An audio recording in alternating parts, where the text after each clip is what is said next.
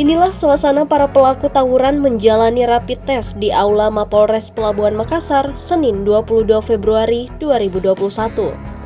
Sebanyak 9 pelaku menjalani rapid test dan 1 diantaranya dinyatakan reaktif COVID-19. Rencananya para pelaku juga akan dites urin.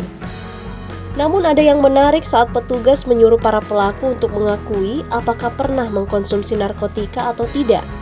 Pasalnya sebanyak 4 orang mengaku pernah mengkonsumsi narkotika jenis tramadol dan sabu-sabu. Salah satu pelaku berinisial IK yang juga dinyatakan reaktif mengaku mengkonsumsi sabu-sabu sebelum ikut serta dalam aksi tawuran itu. Gimana lalu? Ya, main belakang sekali, bukan cuma ini. Jenis narkoba apa itu mengkonsumsi? Ya, Jenis narkoba apa? sabu-sabu. Berapa? Berapa gram? 100 aja. 100 gram? 100.000 aja. 1000? Iya, 100.000 aja.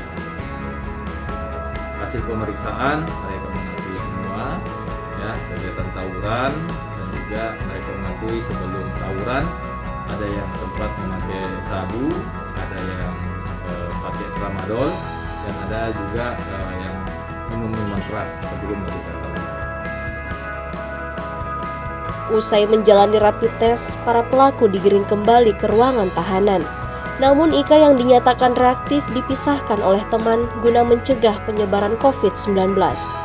Namun Ika sempat menangis karena takut tidur sendiri dalam ruangan. Diketahui ke-9 pelaku ini terlibat dalam tawuran antara warga Kelurahan Barukang dengan Kelurahan Cambaya.